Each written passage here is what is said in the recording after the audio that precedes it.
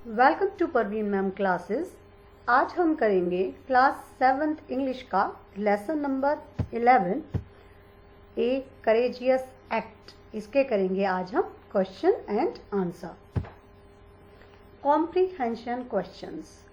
What was the profession of Gayatri's father and what did he promise her. Gayatri के father का यानी पिताजी का व्यवसाय क्या था और उन्होंने उससे क्या वादा किया था।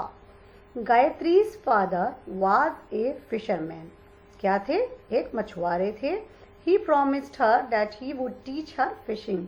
उन्होंने उससे ये वादा किया हुआ था कि वो उसे मछली पकड़ना सिखा देंगे। Why was Gayatri excited. Gayatri उत्साहित क्यों थी?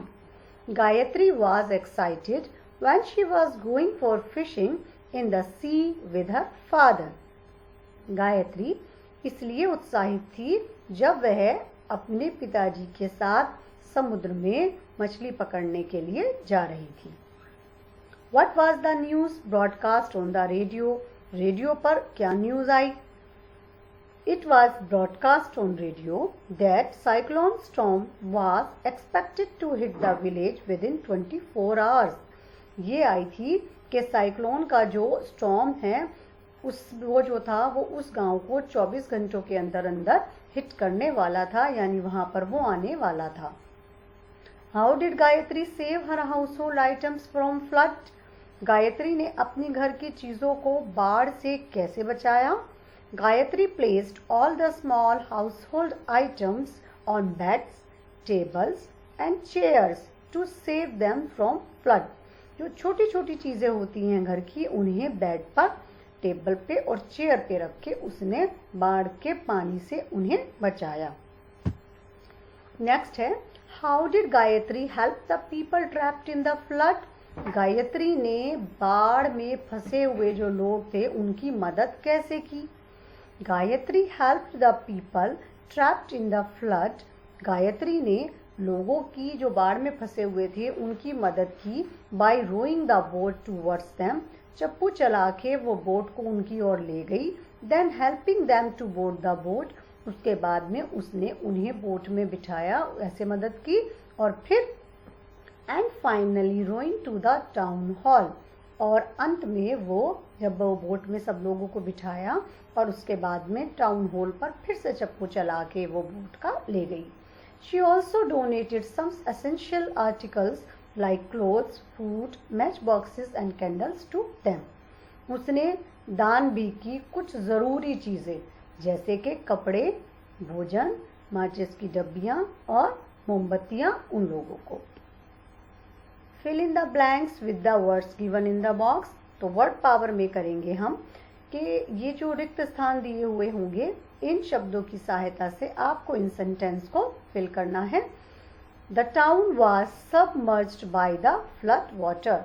जो टाउन था, कस्बा था, वो बाढ़ के पानी में मिल गया था। अनु रोड द बोट टू शोर। अनु किनारे तक, जो समुद्र का किनारा होता है उसे शोर कहा जाता है। तो जो बोट है उसे चप्पू चला के वो किनारे तक ले गई। The earthquake toppled the building. earthquake यानी भूकंप है, उसने बिल्डिंग को हिला दिया, गिरा दिया। गिराना toppled. The maid washed all the utensils of the kitchen. maid यानी नौकरानी या काम वाली जो होती हैं उनके लिए maid शब्द आता है, MAID है स्पेलिंग इसकी। तो उसने सारे के सारे यूटेंसिल्स और अटेंसिल्स, इसे दोनों ही प्रकार से बोला जाता है, इसकी प्रोनाउंसिएशन दो तरीके से की जाती है। तो जो रसोई है उसके सारे बर्तनों को धो दिया। Human beings need food, clothing and shelter. लोगों को ज़रूरत होती है भोजन की, क्लोथिंग यानी वस्त्रों की, एंड शेल्टर आश्रय यानी बसेरे की। Language practice. इसमें आज हम करेंगे synonyms. Synonyms are the words that are similar in meaning. अगर आपसे पूछा जाए कि हम सिनोनिम किन्हें कहते हैं, तो सिनोनिम्स की ये एक परिभाषा दी गई है कि सिनोनिम्स वो शब्द होते हैं जो कि अर्थ में समान होते हैं। इसके एग्जाम्पल दिए गए हैं। काइंड, काइंड का सिनोनिम होगा जनरस। बॉय, बॉय का होगा loved. Now right synonyms of the following words. अब आपको दिए गए शब्दों के सिनोनिम्स लिखने हैं। प्रोफेशन, प्रोफेशन का सिनोनिम होगा ऑक्यूपेशन और वोकेशन। व्यवसाय, तो व्यवसाय के लिए 3 शब्द प्रयोग में ला सकते हैं हम, ऑक्यूपेशन भी और वोकेशन भी, और प्रोफेशन तो है ही। दूसरा है शब्द आपका रिक्वेस्ट। रिक्वेस्ट के सिनोनिम होंगे अपील और प्ली। प्ली में ए जो है वो साइलेंट रहेगा। तो रिक्वेस्ट प्रार्थना करना। सी समुद्र, समुद्र के सिनोनिम होंगे मैरिन और होगा आपका ocean. Marine.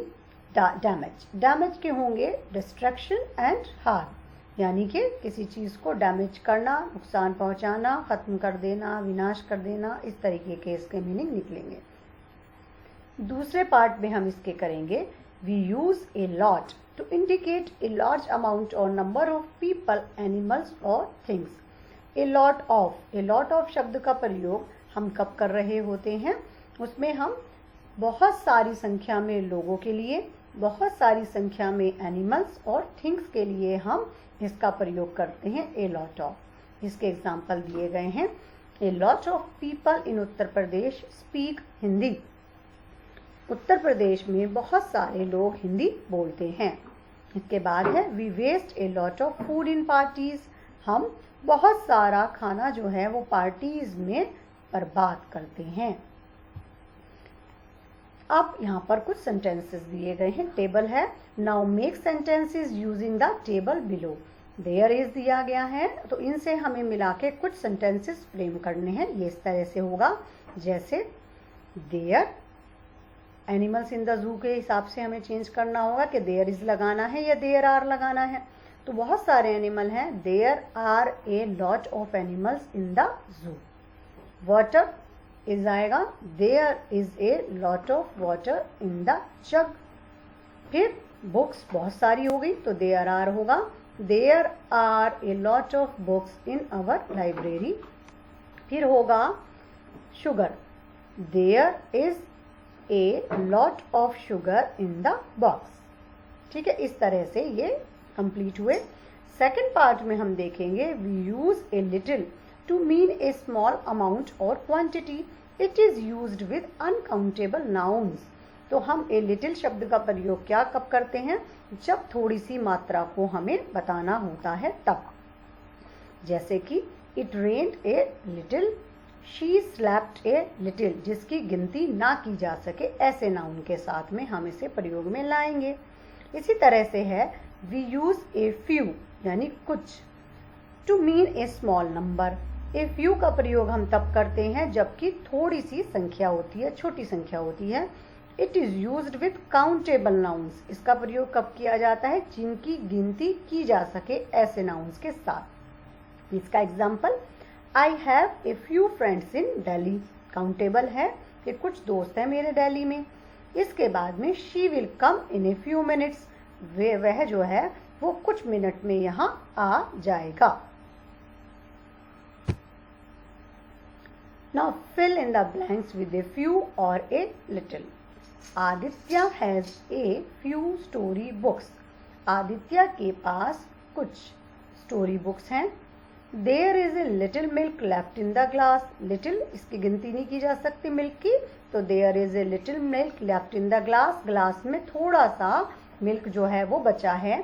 They had a little time. Time की भी गिनती नहीं हो सकती है, तो they had a little time. A few people like cooking.